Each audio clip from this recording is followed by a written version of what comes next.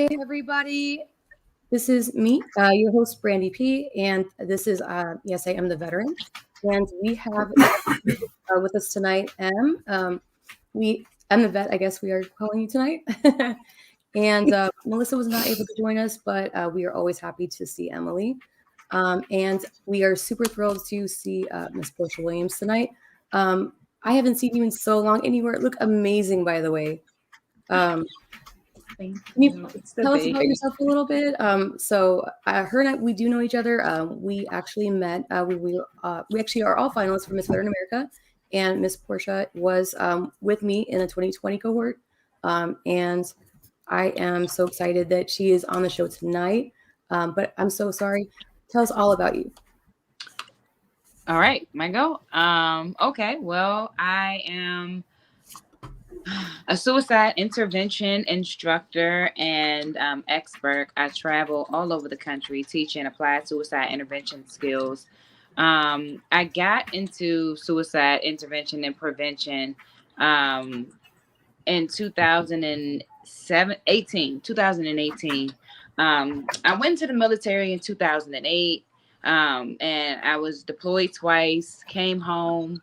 In 2012, I suffered from military sexual trauma and post-traumatic stress disorder. Thinking that, I can do it on my own, right? I'm strong enough. I don't need those meds. I don't need those doctors. The VA don't know what they're talking about. They diagnosed me with PTSD in 2012, and I continued trucking. I had a daughter, 2012 as well. So we're going to stack postpartum on top of those other diagnoses. And I continued on, and life was just beating me up. I was severely depressed, but I was a high functioning depressed person, right? You didn't know from the outside looking in that I was not okay. But the people that were inside was able to tell that I was not okay. They just didn't know what to say. My significant other at the time had thought that it'd be a great idea to cheat on me with my best friend. And so when it all came out, they sent pictures and videos to my phone of them, engaged in acts. And this was the love of my life. I had been with him for like 10 years. So, I couldn't feel on top of everything else that I was going through. I think that was the straw that broke the camel's back. And I tried to complete suicide in 2017. What's unique about it is that I reached out to 4 people. I reached out to my mom, and she told me that, what did she say? She said that she was watching the Housewives of Atlanta and she would call me back. I called my dad, who told me that Jesus would fix it all. Don't worry about it. God got you. I reached out to my sister, who told me that she would call the police. And I reached out to the VA, and I was telling them the story about why I was so depressed. And the psychiatrist sat there with one finger and typed everything that I was saying with one finger. And by the time we finished the session, her only words were, okay, we're going to put you on so-and-so meds and we're going to up them. And they sent me out the door. I had clearly told her that I wanted to die, and she sent me out the door. So when I went home, I tried to OD on those very same medications as I'ma show you. Like, this is my last act. I can remember looking around my bedroom, and I could see like half-eaten bags of food, Wendy's, Popeyes, McDonald's. I wasn't cooking, and that's one of my red flags. I stopped cooking, and it was just a mess. It was a mess, and I wasn't finishing my food.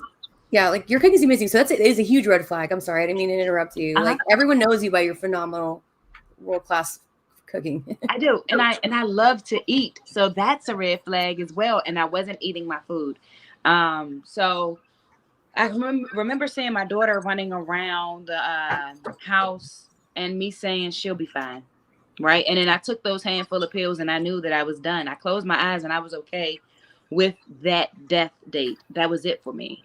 But when I woke up, I was very sick. I had to be rushed to the hospital. My stomach had to be pumped, and they ended up putting me inpatient. And I think that was the best thing that I could have ever done. It was amazing. I had a ball. Like the doctors kept asking me, Miss Williams, are you ready to go home? After like a week or so, I was like, absolutely not. No, don't send me back out there. Like, I'm not ready for the real world. I still got things to work out in here. I need some time. Like, this is a lot of trauma that I'm unpacking. Yeah, I got to hold on to me for a while. And I did just that. Came out of there, went into intensive outpatient therapy. At the VA, it's called PRRC, Psychosocial Rehabilitative Recovery, and it's like a college for therapy. So you go to different groups. You can go to spirituality group, anxiety group, depression group. If you have, if you're seeing and hearing things, they have a group for that. They have a group for people with suicidal ideations to teach you about where they come from, how to stop them, to understand them. And so I took advantage of all of these groups, emotion regulation group, just all types of different groups that truly made me better in every sense of the word. And then after that, I reached out to suicide prevention and asked, after a few of my shipmates had killed themselves, I just wanted to ask how I can be a part of the change that I wanted to see. They sent me to applied suicide intervention skills training, and the rest has been history. I've saved over 263 lives from suicide. I have worked with many entities and government, NFL Players Association, schools, police departments, MPD, which is DC's police department, will call me when, veterans that they could not reach were in crisis. And they would call me to say, Porsche, we need help. Can you come down here on scene? And I would be out there on scene for 20 plus hours for free because that's what I love to do. So that's how I got into that's my world, suicide prevention. That's it. Well, we are honored to have you on tonight. I know we've wanted to have this show for a long time, and I'm so thankful that we could have you on, especially now. I think it's like perfect. Like, it's odd that it just happened to work out. But I mean, why? I guess like suicide prevention is so like near and dear to you. Like, I love that you have that personal investment. And then, you had it touch you in a personal way as well. For you, what do you think about the statistics out there? Like, there are some wild statistics. Like, I mean, what do they say? Like, quarter of veterans are like more at risk to commit suicide. No, I'm sorry, 50% higher risk of committing suicide than their peers that don't serve. Mm-hmm. Like, isn't it like phenomenally higher? Yeah, I mean, you got to think about it. They send us to war. They send us to war. And, we experience, we see, and we take part of some things that we cannot talk about with civilians. The things that, we go through from boot camp all the way until your last day. And it's not really a last day, because do we ever really stop serving after that?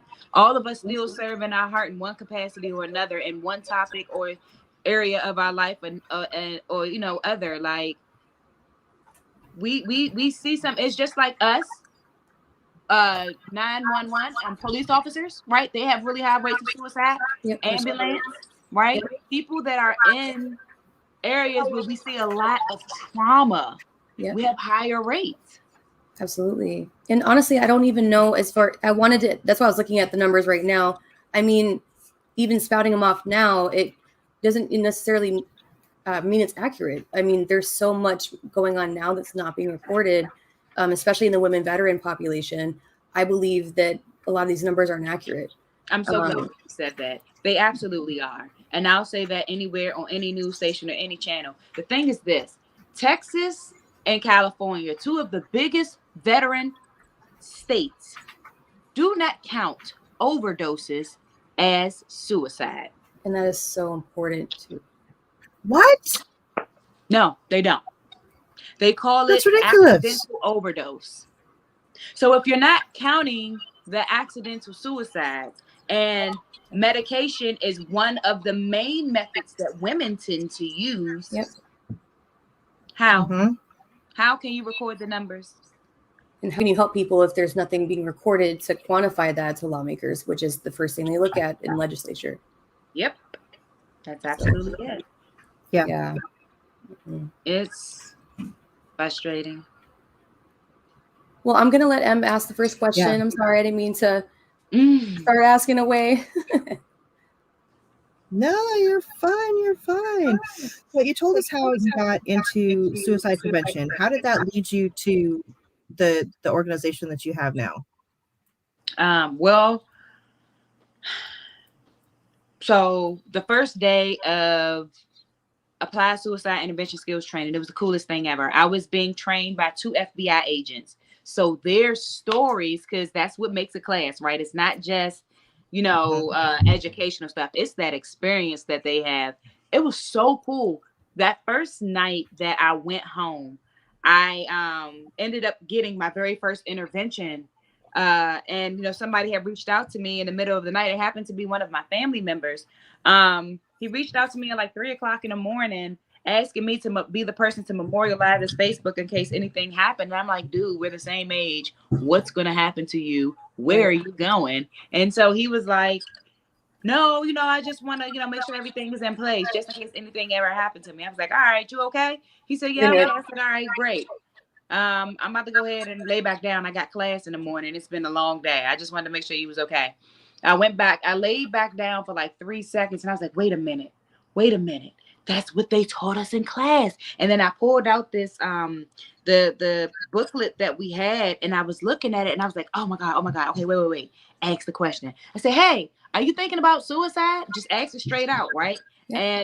And he paused.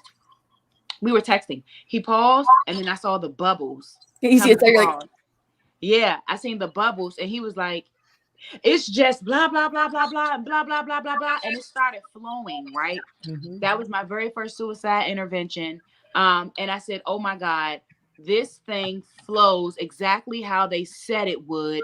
This thing actually works, right? Yeah. And so I went back to show my teachers. I'm like, hey, look what I did. Let me show you, right? And they were like, you did such a good job, Porsche. You have a really, innate talent for this. You are amazing. You should teach. And I was like, how much does it cost to teach? And, I went, I tried to raise the money, was unsuccessful. It cost about $4,000, right? With room and board and, getting the certification and all of those things. And the Navy reached out to me and ended up offering me a class for free after they told me that they had no space and that was the only training they had. And so, I told them, I said, I promise you that it won't die here. And it hasn't. I took that thing, I put that under my business. That's been under my arm, and everywhere that I go, I could be in a line at 7-Eleven. I will talk about suicide anywhere. It's very uncomfortable to people, but they open up, right? It works. And it really shouldn't be a taboo topic. And that's the thing, is that, a lot of times, these attempts could be prevented if one person, had one conversation. It just takes someone acknowledging, or wanting to hear them, because we don't want to think that we're burdens to others. We don't want to, let our guard down, without knowing it's safe.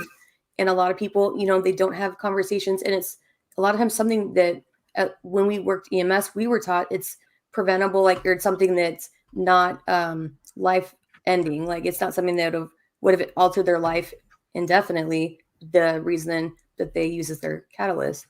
It's just wild that you really never know, like, how much your words mean to people. Yep. It's very profound. And being non-judgmental. And one thing about humans, when we find a problem, right? When a problem arises, whether it's your problem or mine, we're always quick to try to solve it. Yep. Right.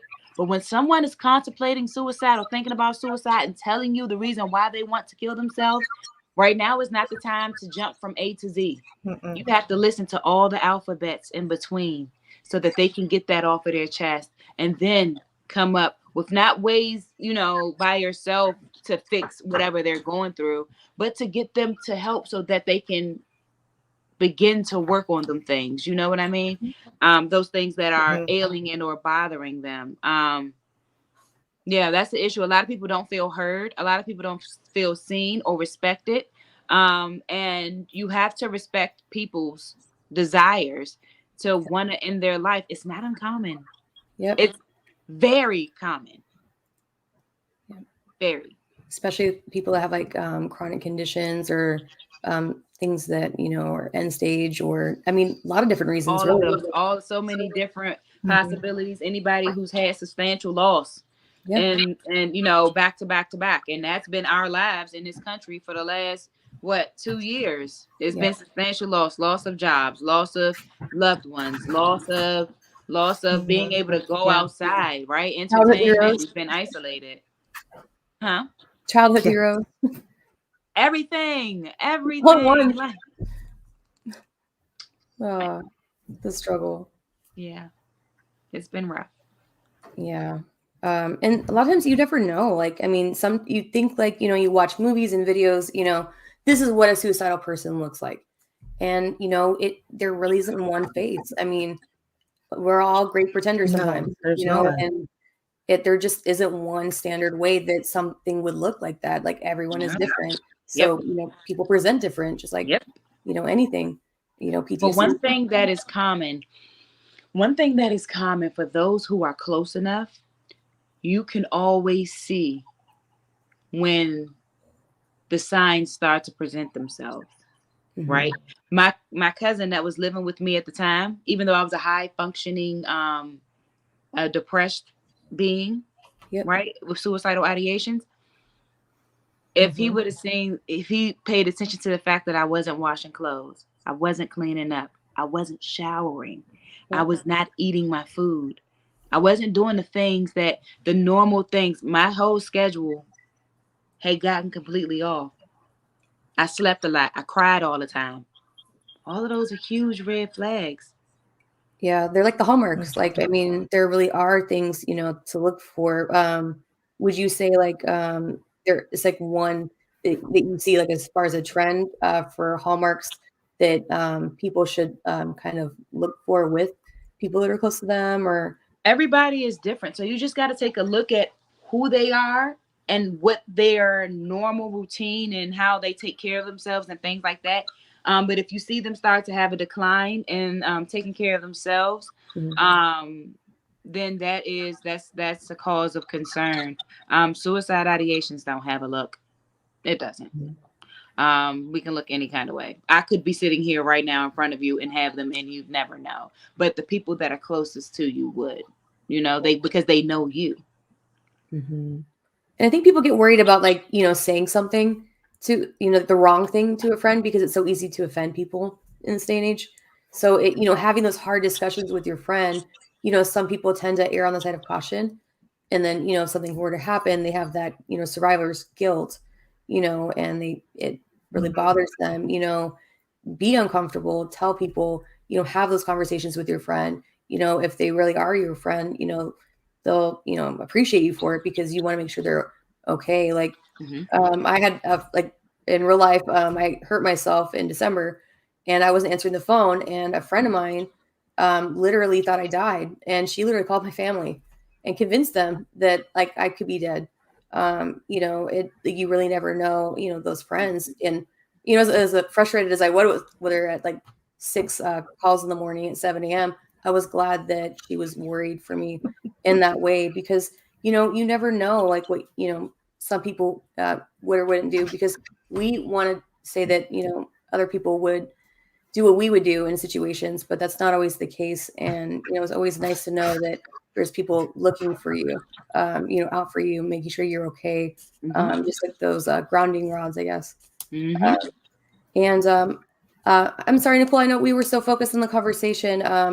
That's amazing. You're doing that documentary, by the way. If you need any help from us, please reach out. We'd love to help. Definitely. We're all veterans, but we love other women veterans also. It's definitely always nice to talk to other women veterans. So if you ever want to come on, let us know. And Brian, we definitely always look forward to seeing you on in our comments as well. Go ahead, Emily. I'm sorry. Oh, no, you're fine. So actually, I had a quick question for you, Portia. I took a week-long suicide prevention class when I was in the Air Force a long time ago. And one of the things that they said was that, when you're talking to somebody that does have suicidal ideation, they're going to kind of dance around the topic. They're going to say things like, I just want the pain to end, or, I wish I wasn't such a burden. Do you find that kind of thing sometimes still true? So this is the thing, right? Sometimes, right? That's a thing. Do you mind? What was the name of the class that you took? Oh my God, I don't remember. It was literally 16 years ago. Oh, took the okay. class too, and I can't remember it either. I was going to see. Look, I was going to I see if only it was know because assist. I had just had my son. Okay. Yeah. So I was seeing if it was assist, the applied suicide intervention skills training, because they've been around since '85. But That might have so been it. It was yeah, about a they week. will. When I hear those things, I'm tired. I just don't want to be a burden. I ask outright. You have to bring that question right to them, and they'll do a few things. One, they may say yes. Two, they may say no. Three, they may pause to process that question. If they're processing that question, it's a good chance that they are having those thoughts. It's important to highlight that ideations are not uncommon. In 2020, let me back it up. In 2017 and 18, we had about 16 million people with thoughts of suicide. 16 million that reported it, right? In 2020, Wow, we had that's over wild. 33 million people reporting thoughts of suicide in 2020. That's probably a So, low number, I'm sure. and it's a much higher number because there's a lot of us who don't go to doctors or whose communities have stigmatized mental health. Yep, unfortunately so. Mhm. Yeah. What I guess what So- could I'm sorry, go ahead. No, I was gonna ask her if there's like somebody that's got like suicidal ideation and they happen to mention it in passing. Is there like a typical time frame between when they mention it and when they actually act on it? No, it depends. It all depends. Some it depends on the person. And I guess their events. You could have suicidal ideations for years and not act on it. The act of suicide itself, the behavior is impulsive, right? Which is why the American Foundation for Suicide Prevention suggests freezing your key, right? Because by the time you melt your gun lock key, you would have snapped out of, hopefully that train of thought. The actual behavior, like I'm going to do it, that doesn't last long, but the ideations could linger weeks, months, years. Yeah. And I don't think a lot of people realize like the difference, like Okay. between like the planning formulative stages and the actual implementation of going through with it. And they say that like some like the female gender like does more like the planning, and then the male like then they say they have like higher percentages of just like doing it abruptly. There's like really no lead up to it. It's just like they just jump in, like, and they tend to be more violent in the methods, I guess. Yeah, men tend to use firearms. Women tend to use medication. Women have more attempts, but men succeed a lot more than we do. Yeah. Yeah, it's an uncomfortable topic, but I mean, it's definitely something that, I mean, it has to be talked about. And especially in the world of EMS, like they see the aftermath of that a lot. When I would work in EMS, like I did a rotation in Baltimore, and we would see a lot of the after effects. And I mean, that's traumatizing too, as far as like, being the person to scoop, that person up. I mean, it definitely, gives people PTSD and psychotrauma as well, like, to the family and first responders. Yep. And that's something you can have secondary effects just because of that too. Yep. And then when you add in, other events and lack of sleep deprivation. Yep. That sleep deprivation is something else. I'm just coming out of sleep deprivation because I just had a baby and my son is 7 weeks. But I promise you, like my postpartum, because I didn't escape postpartum just because I'm a mental health professional. I still battle with postpartum, right? Anxiety, not wanting my son to be out of my sights, and needing to make sure he's breathing, and just different things that we go through as women. But that sleep deprivation, girl, that thing is a monster. Oh, it's a monster. I got my first night of 5 hours of sleep, in 2 months. And I woke up this morning just like so excited and singing to him like, oh my God, 5 hours. I'm so proud of you. At the same time, not just 1 hour nap. Yeah, those are hard days. Yeah, like we're best friends today. Well, congratulations also. Sure. Yeah, we didn't get to tell you congratulations. I'm so sorry. Oh yes, thank you. Thank you. But suicide prevention, like this is my passion. It's not uncomfortable with me. It's not uncomfortable to me. Like this is a conversation, like I told you, I'll have it in a line at 7-Eleven. We can have it in a grocery store. We can have it anywhere. Like I'm always down to talk about it because I want people to normalize the thought that those thoughts, when we go through these things, we tend to think we're the only ones going through it, right? It always feels like we're alone, and we're not. And we're not the only ones going through it. And it's okay to have thoughts. It's about what you do with those thoughts. If you allow those thoughts to go unchecked, they will turn into behaviors. If you have positive thoughts, they turn into positive behaviors, and vice versa. Like it just, you have to make sure that you're being honest with yourself. You know? Absolutely. And I think a lot of people, you know, like they just don't want any burdens. What'd you say, Em? Oh, I'm sorry. No, that's the hard one, is being honest with yourself and being able to admit that I'm not okay. I don't have this all together. I need help. I'm a veteran who never experienced combat or, you know, any of those traumatic events. I just have depression, but it's still hard to admit when I don't have it all together and I need help. And I can't imagine somebody that's been through all of that, and with the stigma that mental health has in this country and in the military, just, admitting it to yourself is probably the hardest step. Yep. And especially like in the Instagram, like perfect era, like everyone, you know, on social media looks perfect and everything's together, and you don't have bad hair days and, you know, breakup days and, you know, days that you look like a bag of lady, like, you know, you're perfect always, you know, and so people don't want to, you know, impinge on that or, you know, not look that way. And so, you know, they just tend to really keep it to themselves, and it just kind of builds and builds pressure wise. Yep. That's exactly what it is. So who's eligible to take your training that you have? Like, do you have it like quarterly? So we train everyone over the age of 16, honestly, right? Because the thing about suicidal ideations is this: the person that you're going to go to tell that you're having suicidal ideations is going to be the person that's closest to you, right? Your circle.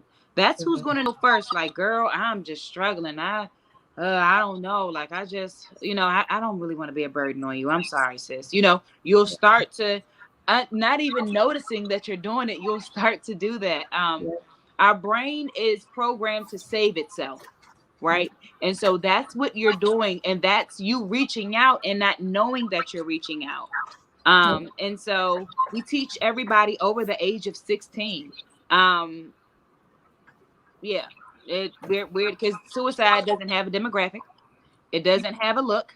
It doesn't have an income. It doesn't have anything. We just saw Regina King's son, may he rest in peace, and I'm so sorry that she is bearing that pain. But he just completed suicide about a week or two ago. Miss USA. Yep, the 2019 Miss USA. Yep. Right. And that's where everyone's like, you know, she had everything. She had it all together. I'm like, what did you really know about her life? Like, nothing. You know, you knew like the couple, you know, pretty pictures she took. Like, that's like someone judging my life and your life based off of what we did in 2020 for Miss Veteran America. Like, we were like a hot mess. Like, I don't know what you were doing behind the scenes, but I know crazy stuff happened. And, you know, like, well, no, you were pregnant then. That was before. And you were already, no, that was before then, like 2020, not 2021. That was 2021. Right. 2020, you were all like adorable with like, it was rough. We were all like, hey, but you were going through a lot. Like, but girl, no one knew. Yeah, I was on bed rest, but that's the importance of being transparent, because I used to talk about it. Listen, I'm on bed rest. I'm stressed out. I didn't even know bed rest comes with depression. It sucks here. Like, you know, I was open and transparent the whole time. And that's important on social media. Like you said, in this era of perfection, like I'm not perfect. This sucks. I'm struggling. And that's okay. That's okay. That's why, like for me, like I like to go live with the show, like a lot of places that, like I'm doing like treatments, or I'll post about things, as I'm doing it in through the VA system, because, a lot of veterans, like they don't think that they deserve the benefits, or they don't think that, they should do them, or they don't know about them. And so, I like to try to get as much information out there as I can. Absolutely. Resource wise. We're going to be putting some links in our comments. And so, Porsche had given us a lot of really good links for veterans as well. So what we're going to do is we're going to share them at the end. They're going to be on the Yes, I Am the Veteran podcast page as well. But I definitely would recommend anyone to those as well. And then we'll go over, we'll just go through them really quick, and then you could tell us about them at the end here in a minute. All right. But Emery, there, can you hear us? You were kind of popping in and out there for a minute. Yeah. I was like, did the dog I hit the wrong button? With dominance? Did your spouse come back? No, the IT professional hit the wrong button. I was like, did he put the dress on? Is that why the camera went off? He has this beautiful crinoline dress that he wears, the bearded lady, for Halloween. It was pretty awesome. No, I wish I could blame it on him, but it was all me. Hey, Stone Vet, USMC, where are you getting those statistics from? He said we are averaging 57 veteran deaths a day. I just want to know where he got not saying that, that you're wrong or right, but I'm really interested in knowing where you got those. There is definitely some latency. Yeah, I was seeing that too, but I know that the numbers went up, and I'm still waiting on them to release the numbers. But again, like you said earlier, they're sugarcoating everything, and they are not really putting out there what the numbers are, right? Yeah. Like you could tell if somebody accidentally overdosed by 50 milligrams or 5,000 milligrams. Like you could tell the difference between an overdose and an accidental overdose and one that is intended. But yeah. Yeah, I'll follow up with him as well. He's one of our podcasts on our network as well. And he tries getting information out about PTSD awareness. Yeah. So he might comment here in a second on that. But I know that they've been doing new studies as far as 2020 as well. So I'm sure that a bunch are going to start coming out this year. It's just, I want to see, like, as far as like, I'm scared to see almost. Yeah, it was rough. It was rough. I mean, the crisis lines were up like 300% in 2020. It was. I mean, my phone was ringing. 2020 was such a rough year. That was a rough one. Like, it's still rough. Don't get me wrong, but it was really rough when everything first hit and everybody was trying to get adjusted to the isolation, and it was a lot. Okay, so it was, and it was. Oh, it was nuts. Yes. Yeah, and make sure to post the links in the main comment page. The private chats. Yes, I'm working on it. No, the private chats are ours. They can't see it.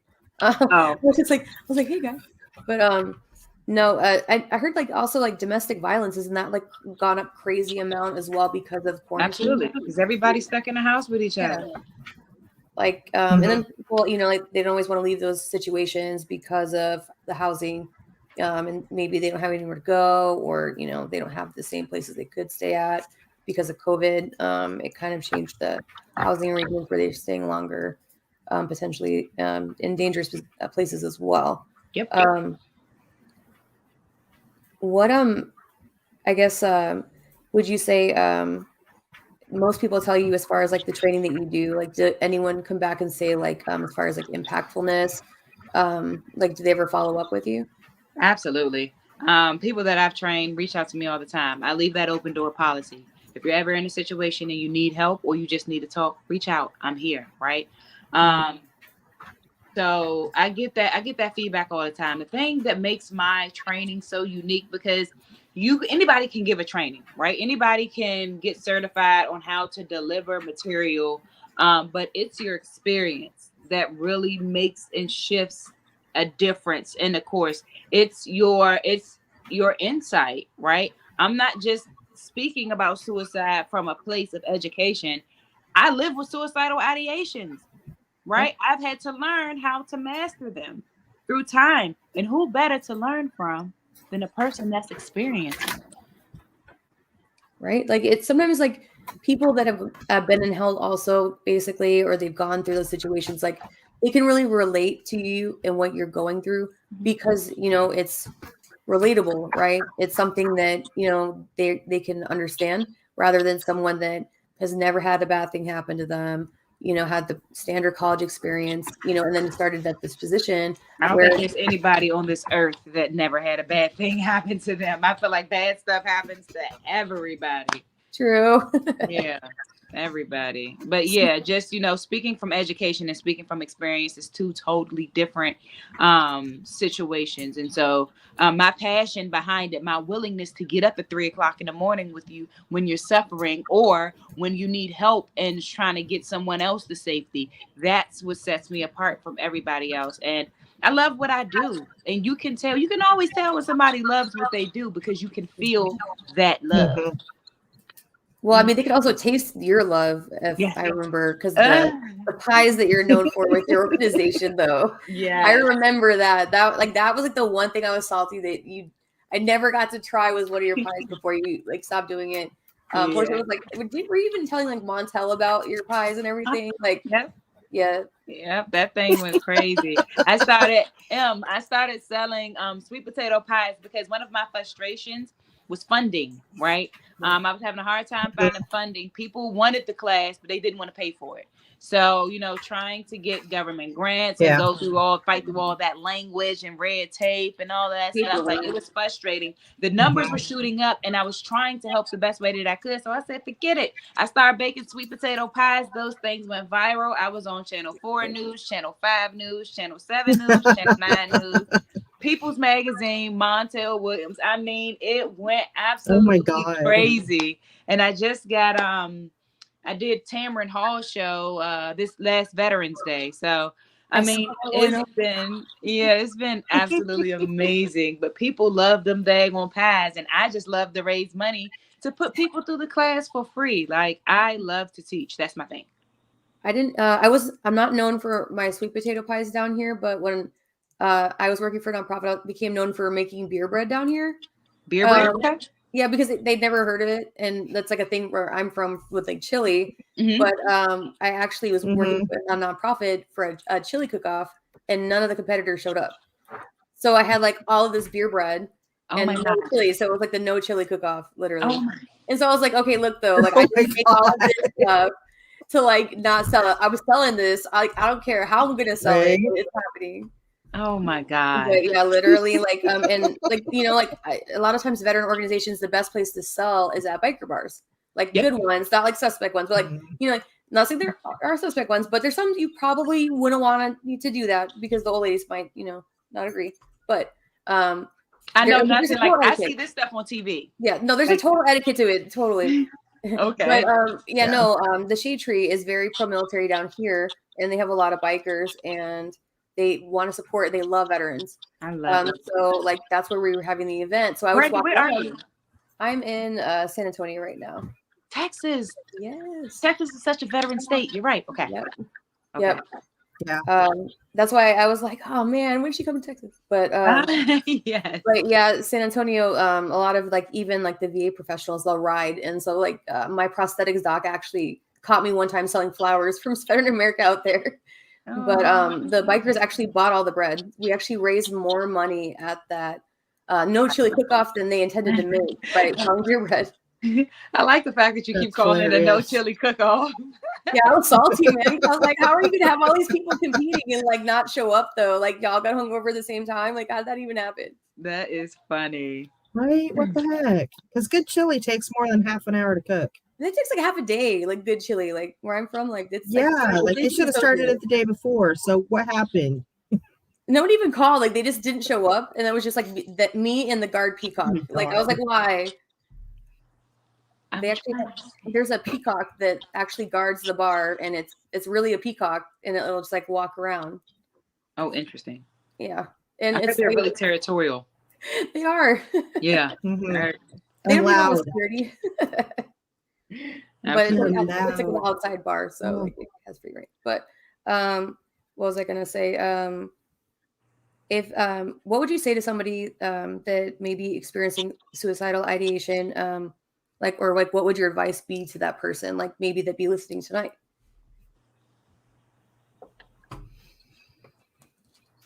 It's okay not to be okay.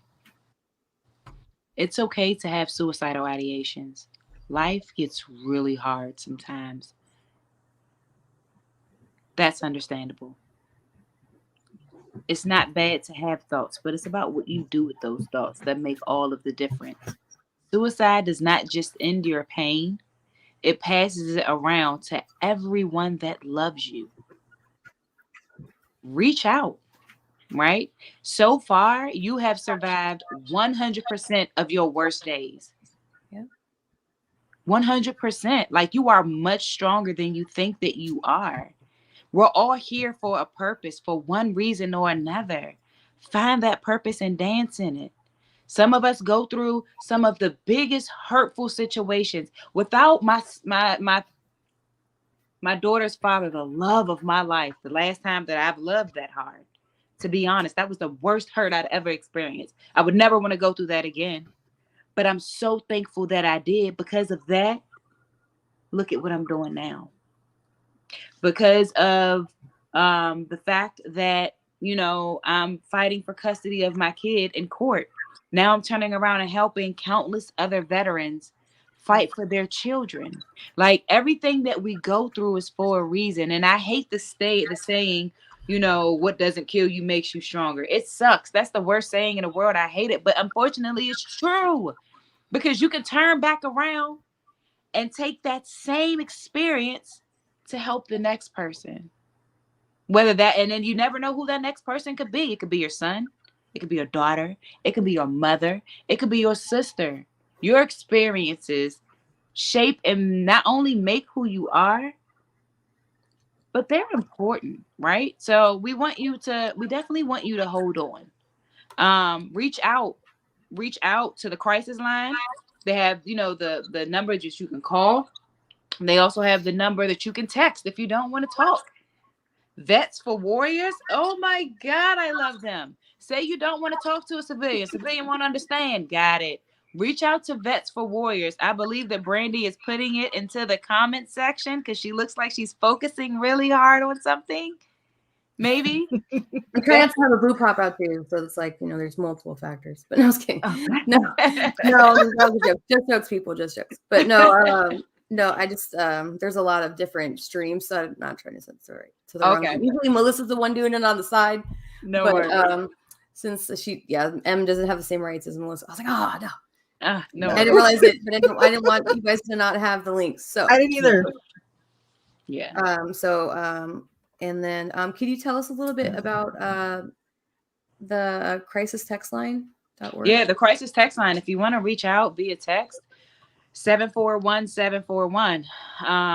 Easy peasy. If you want to reach out to if you are, if they have crisis lines for different groups. And you can easily look up, whatever you identify with. They have an LGBT crisis line number. And that one is 1-866-488-7386. Our regular crisis line for veterans and or regular people, veterans press 1, is 1-800-273-8255. Excuse me. And Vets for Warriors is 855-838-8255. If anyone is interested in taking, the applied suicide intervention skills training, you can go to restorelifeglobal.com. And send me an email there and we can facilitate something. We do travel all over the country. Suicide prevention skills is one thing, right? Everybody learns that. You can see that on the television. On the websites and stuff. They give you what the signs to look for. Sometimes there are no signs. But knowing what to say is the most important part, right? And what not to say, right? Because our words can push someone over the edge. So we teach you how to have that conversation. It is a scientifically proven, evidence-based module. It's been around since 1985. And there are over 2 million people trained, crisis line workers, police departments. I've been training police departments, colleges. I mean, we're everywhere. So, just reach out. Oh my gosh, just 32 comments. So I love that you included the LGBTQ community with the Trevor Project. I think that that's so needed, especially in the veteran community, because there's such a big stigma with that and being a service member. So, one, it's like mental health, and then two, it's, that second stigma. So it's like a double whammy. So it's like you really don't feel people can connect and understand you, because it's something you're going through or trying to work out or fighting internally battle-wise. Yeah. What was I going to say? So much good information tonight. Thank you so much for sharing with us. I'm so sorry I'm a bit on the struggle bus tonight. But like I said, it's okay to reach out, guys. Thank you again so much, Porsche. Is there anything else that you want to talk about, maybe that you have coming up? Like, do you have any future engagements? I know that you're just starting to get back because you just have your beautiful son. Yes. I just had my little muffin, and he is asleep. Finally, right? It's been a day. Before he just went to sleep like 10 minutes before the show. I was like, oh my gosh, you are not going live with me. You're not going. You're not invited. Come on, let's go to sleep. Like, let's go. But car ride. We are working on now trying to collect as much data as possible. What we're asking from our veterans is, two questions. One, have you ever had to sign over custody of your child to serve, right? And two, did you have problems getting your child back when you finish, right? Yeah. We are there is a huge issue within our community of mothers and fathers losing custody of their children after serving in the military. And so we want to hear from you. We want to, compile all of the information. I know I'm one of many. I'm teamed up with a group of women, and we are like pounding the ground trying to get as many veterans as we can to reach out so that we can, bring this information to down to Capitol Hill, to the House of Representatives, to get some legislation or something in place, something that prevents this from happening. Because I know with a lot of the guys that I've done an intervention on, one of their reasons for wanting to end their lives is circled around the loss of custody of their child. Absolutely. And, especially a mom,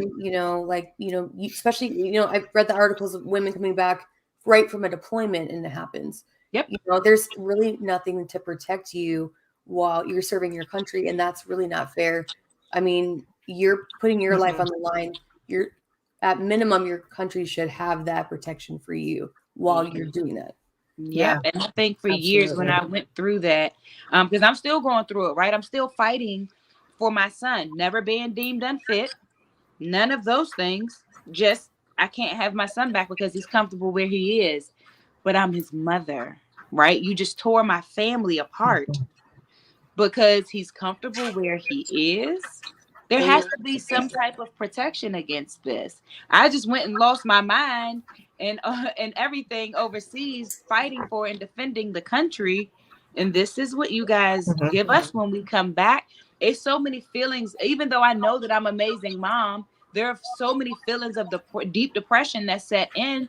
And it just says, I'm doing all of these amazing things. Why am I not enough? Exactly. Like all of these intrusive thoughts that come along with that, that's not fair. And it's not okay. Yeah. And I wondered for years, why me? And I promise you, last week I said, that's it. Enough is enough. And I teamed up with some ladies from California, and we all have similar stories, and we're all veterans, and it's like, okay, you know what? No, you don't get to keep getting away with this. No, Absolutely. like, no. And I know, that these higher offices are ran by a lot of men, but no. The good old It's time boys to make club, some right? noise. Huh? The good old boys club, right? It's time to make some noise because women have power. Oh, we have all the power, actually. Hell yes. You just got to organize. Yep. So that's the current project that I'm working on. Nice. You all can follow my social media pages. On Instagram, we have Restore Life Global, or at P_TOLD_U. Is Restore Life Global is .org or net or com? The website is com. Okay. The Instagram is just Restore Life Global, and then again, it's P told you, the letter U. That's my personal. That's where you get to see my journey, because I'm very transparent, right, about all of the ups and downs. I love that. Yeah. We need it. Yeah. It's honestly, it we should need be a lot more of way that with people that are public figures. You need to be transparent with your life, because a lot of people think, oh, they're perfect, they have nothing wrong. Well, that's not fair, because no one ever is honest with the intricacies or the ins and outs or ups and downs of their life. It just highlight reel only that people have a false I guess thought for what should be considered acceptable, really. So I'm going to go ahead and put the restorelifeglobal.com in the comments as well. But please reach out to Porsche if anybody wants to submit for a study and you can't link up. Please message us and I will send it to her as well. If you guys have any questions on suicide, or there's just a question that you might have for Porsche, I can definitely forward that as well. But thank you so much for coming on tonight. I feel like all of us walked away with resources that are so important. So sorry for keeping you on so late. I know my dog's been snoring through the last 10 minutes. I'm so sorry. Mine is getting ready to growl. I'm trying to stop her from barking. Oh, no, you're fine. Well, like I said, we'll just go ahead and wrap up. So next week, we're going to have Dr. Bikesh on, and we're going to talk about spinal separation therapy and how you can use it through chiropractics through the VA. And we're going to talk about how that can get taken care of. But again, it's okay to not be okay. Reach out, ask for help, check on your people, and check on your strong friends. Yeah, those are the ones that need it. Yes, the funny ones. Yeah. Uh-huh. Yeah, definitely. So, I mean, check out just the ones that got good at hiding it.